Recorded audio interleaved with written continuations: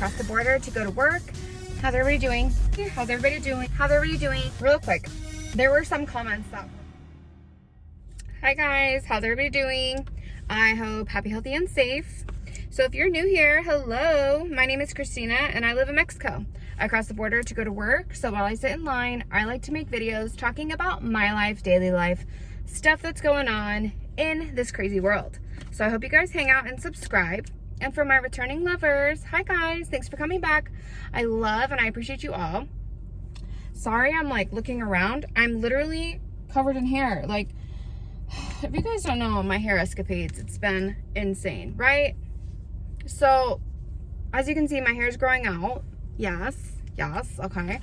I need to dye it, but I'm so scared because my hair's still falling out. Like, for those of you who don't know, I had hair down to my butt. I bleached it because I went red and I couldn't get the red out.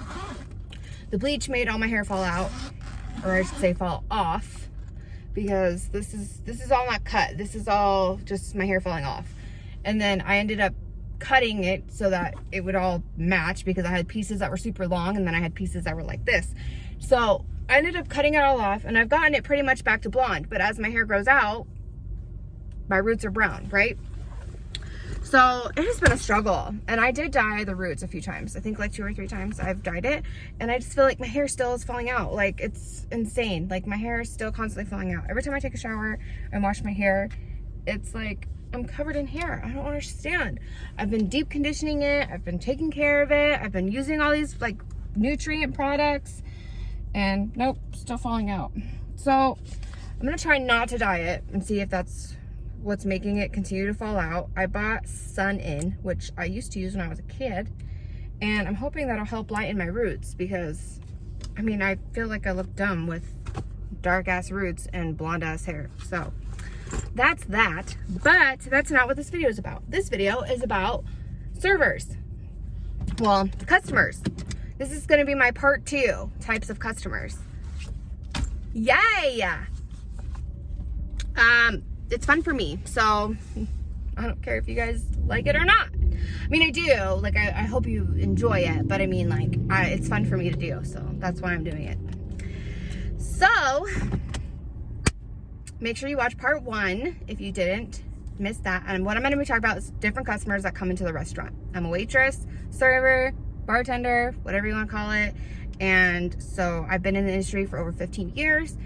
And I've done a little bit of everything. I've hosted, I've managed, I've assistant managed, I've served, everything. So I have a little bit of experience, you know. Anyways, so my first customer we're gonna talk about are the quiet ones. Now, there's 2 types of quiet ones, okay? There's quiet ones that don't tip, and there's quiet ones that do tip. So first, the quiet ones that don't tip, they are not very conversative.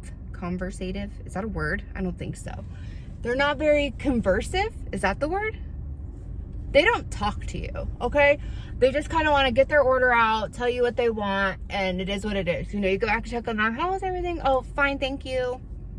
That's it. Like, there's no conversation. There's no back and forth. It's just serving them. It is what it is. Okay, so there's those type of people. Now, I'd say a lot of the times, those type of people don't end up tipping well. Sometimes they do, and so, I mean, like I said, I can never assume, because there are times when the quiet ones do tip you well. You just never know. So, with that being said, that's kind of a hit or miss. It's a 50-50. Now, I want to tie in another group that kind of falls into that, and that is my reviewers, okay? So people who go to your establishment and eat, and then go and leave like a Yelp review or a Google review or whatever, some type of review somewhere for your restaurant. The quiet ones that do not say a word. You will go and ask them, how is everything? How did everything come out? Can I get anything for you? They will not say a word. Oh yeah, everything's great. Thank you so much. And then the next day you see a review about you and your establishment complaining about this food or whatever. And it's like, why didn't they say anything when they were here? Like, they didn't say a word. Because most of the time you can tell by the review who it is. At least I can. I don't know about other people, but I can usually tell by the review who that is. Every once in a while I've seen one and I'm like, I have no idea who that was. Chances are I wasn't the one who took care of them. But it's just, it drives me insane. What is the point? If you say something, I can fix it. If you don't say a word, I'm not a mind reader. I don't know.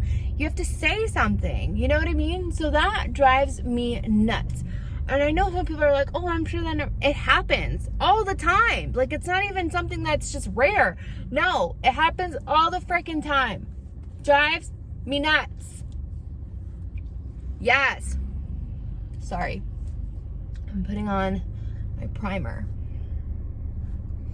So, hate that. Okay. Now, with that being said, you have the people that are super nice, like super fun, like really conversive, and, you know, talk to you and mention other stuff and bring up other stuff. And, you know, it's a fun table. Now, this is also a 50-50. I've had people be so nice and so genuine and, oh my God, we loved your service. You're awesome. The food was so good. Thank you so much. This was so great. We'll be back. And they tip you 10%. And it's like, I thought everything was great. I thought you enjoyed everything. I thought the food was good. I thought my service was good. The drinks were good. What's up with that? You know? And it kind of makes you think, like, I don't ever want to say, well, some people can't afford to tip you like that.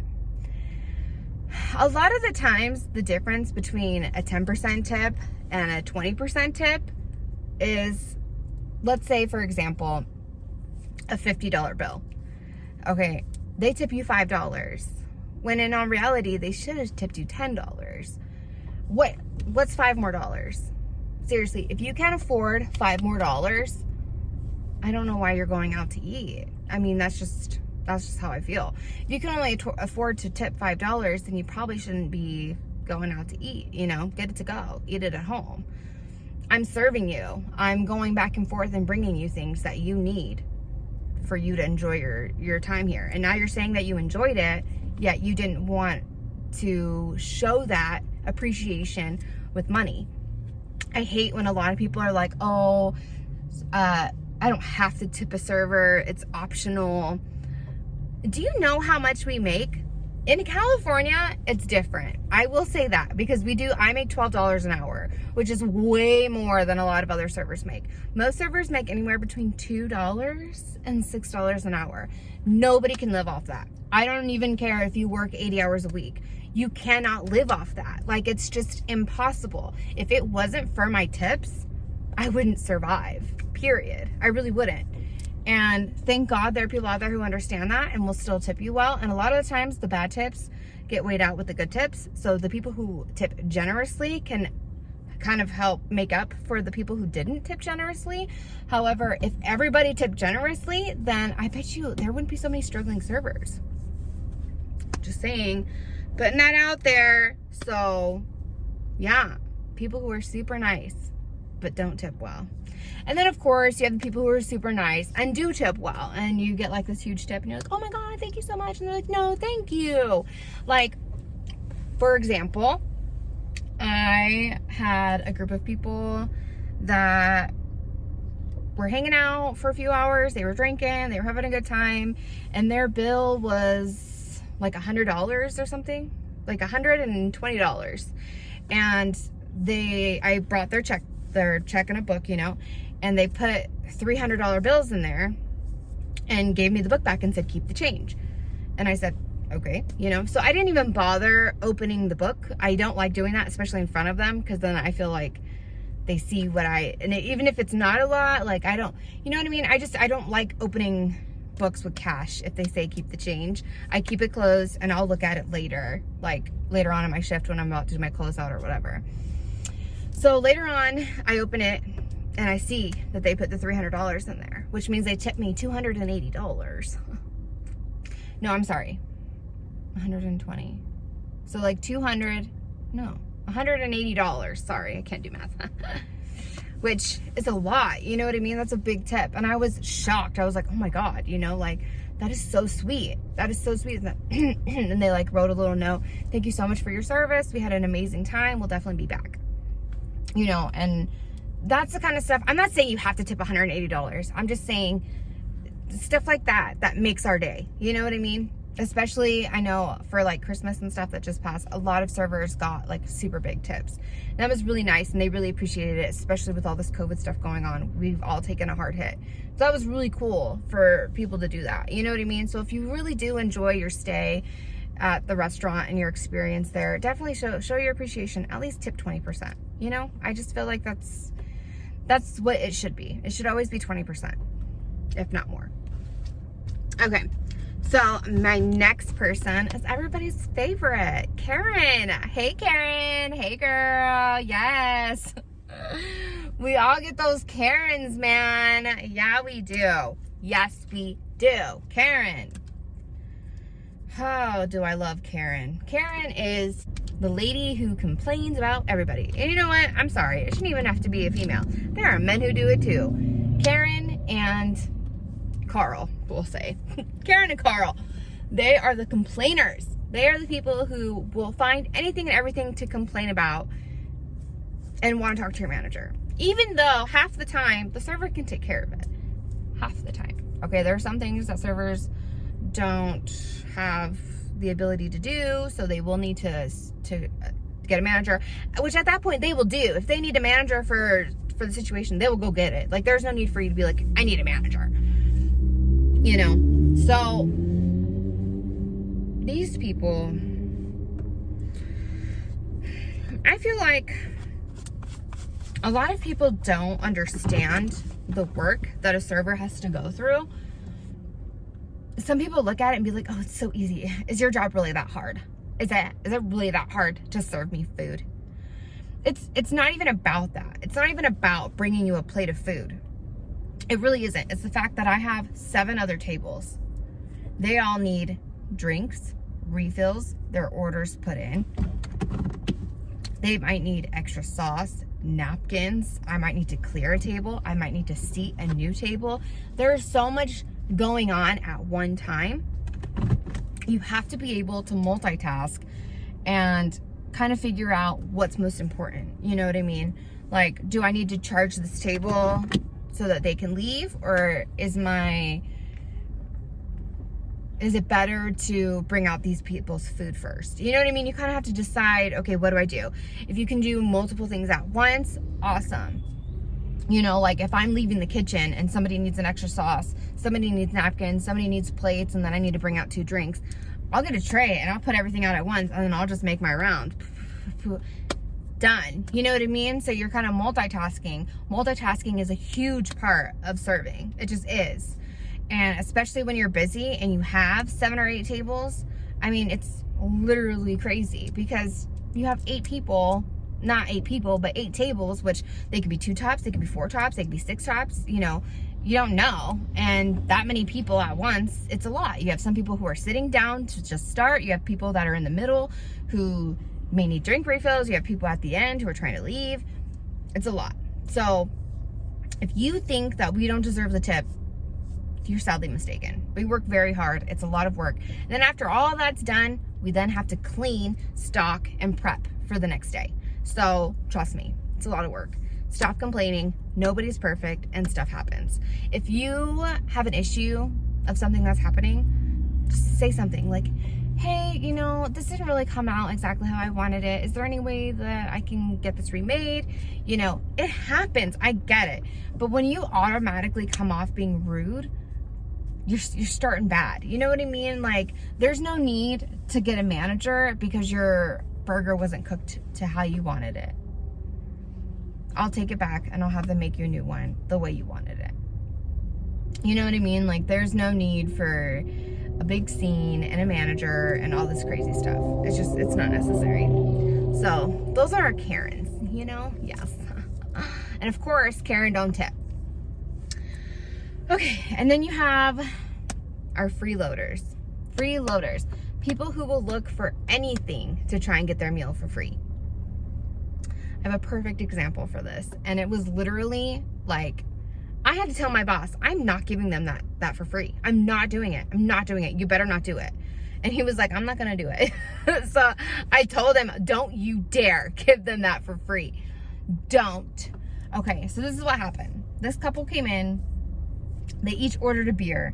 And then they decided to get a salad to split. Okay, they're splitting the salad. So their beers were about $6 each. Plus the salad was like $13. So 12, 20, their bill's about $25, okay? Without tax. So they are done. They eat the entire salad. And at the end, when I go to see if they're ready for their bill, they ask me, our salad didn't come with avocado. Yeah. It was really good though. It tasted really good, but it didn't come with avocado. And I was like, oh my God, I'm so sorry. Like, I wish you would have told me. I would have got you some avocado. They're like, no, you know what? It's fine. We ate it. But yeah, is there anything you can do? And I was like, well, the entire salad's gone. So what would you like me to do? They said, well, you can just take it off the bill. Okay. You want me to take an entire salad off the bill because it was missing avocado. But you ate the whole damn thing and you said it was delicious. Yeah, no. I'm just not going to do that. And so I told him, I said, let me talk to my boss and I'll see what I can do.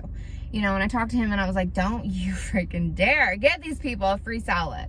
You know, and like I said, he was on my side and I was like, you know what? I'm so sorry, but you guys did eat the whole salad. You said it was delicious. I apologize that it was missing avocado, you know, and to make up for that, I really like to offer you another round of drinks. You know, so I offered them 2 free beers, which, I mean, would have been the price of the salad anyway. You know, but beer is cheaper than food, so.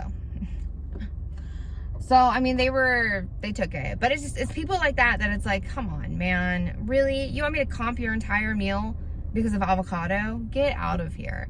Stuff like that, it's just like, the only reasons why I would comp a meal is if it took over an hour for you to get, you never received it, or there was something like horribly wrong with it, and you're like super upset. So, you know, other than that, I mean, I really don't see, I can always fix and get something else. I don't mind maybe discounting it, like maybe giving you 20% off for your inconvenience. But other than that, no, like I'm not gonna do it. Sorry. I'm not gonna do it. Okay. Next are the people who like to change the menu. Now,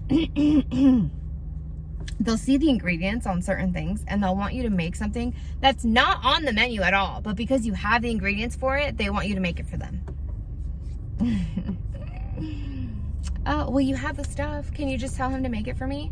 First of all, I have no way. I don't even know how to charge you for that, okay? Second of all, we have things prepped and ready for how they need to be for the food on our menu so that we can get things out in a timely manner. So if you request something that's not on the menu, the chef then needs to go out of their way to make this for you in a time where it might be really busy and they're just trying to get the food out the way it needs to get out. So I'm not a fan of these, okay? Especially when they think you have something and you don't, or if you're out of something and it's like, well, I just had it the other day. We might have had it the other day. I don't have it today. I don't know what you want me to do. We're out. It's gone. Done. It's not here.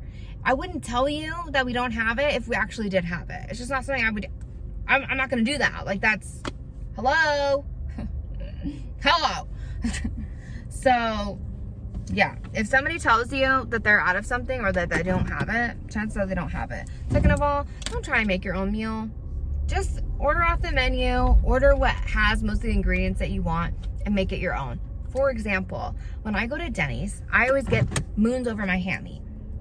And I use the English muffin to put the egg and the ham and the cheese and I make a little sandwich because I want an egg sandwich, I could tell them, can you just make me an egg sandwich? No, just make me what's already on your menu and I'll make the damn sandwich myself. Like, it's not that hard. And then that way the chef doesn't have to go out of his way to take more extra time on me when he has other stuff to do, other food to get out. You know, does that make sense? I hope so. I had this one guy, we got rid of a salad dressing that we carried. And he goes, I just had this salad dressing here a week ago. I said, I understand that, sir, but we're no longer carrying it. It's something new. We just decided, you know, we're not going to carry it anymore. But I just had it. I understand that, sir. We did just have it a week ago. We've decided recently, within the last few days, that we're no longer going to carry that salad dressing. We don't have it anymore. We ran out of it and we decided not to reorder it. Is there a different salad dressing I can get for you? Like, just understand. Like, restaurants, they change stuff. It happens. So, but my last two customers, perverts. You get the perverts. Now, as a female waitress, I have to deal with men. If you're a dude, you have to deal with women. You always get those I'm going to talk about my personal situations. You always get those dudes that try to hit on you. You know, oh, hey, you know, what are you doing when you get off work? I'm going home to my husband and my 4 kids. Married. You know, and a lot of times that, oh, well, what he doesn't know won't hurt him. I'm like, ew, gross. Gross. I've even had somebody ask, hey, can you leave for 30 minutes? No. No. Like, you're disgusting. What do you think I am? Some whore that's just going to go screw you in the parking lot because you feel like it? Like, I don't even know what is wrong with some of these people, but they will seriously do that. And then they'll, like, try flirting or, like, touch your hand when you put down a glass or something. Don't touch me. And my boss is really cool about, like, letting customers get kicked out if they were disrespectful. You know, they don't need to be disrespectful. You know, we're here to work. We're not here to be gawked at or disrespected while we're serving you. So the perverts, they kind of suck. And the other people I have are the haters. And I say haters because a lot of the times, again, in my situation, are women that come in with their boyfriends and they feel threatened for some reason.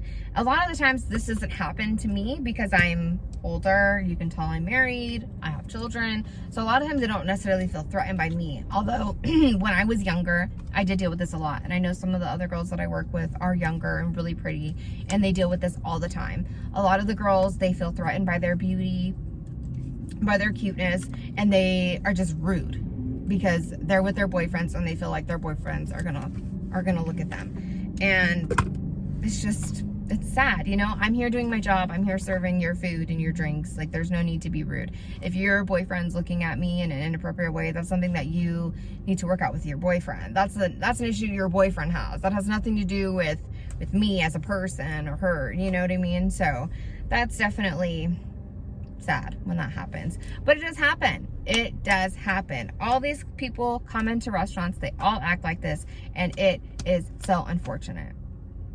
So if you're going to go out to a restaurant, be nice, be understanding, have fun. Don't let the little things piss you off. Speak up if something's wrong. Don't be rude about it, and tip 20% or more.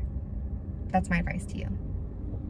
So I hope you guys enjoyed this video. I hope you definitely give it a like, share, comment below if you feel like it. And definitely hit that subscribe button. Thanks again for watching. And of course, as always, I'll see you in the next one. Bye.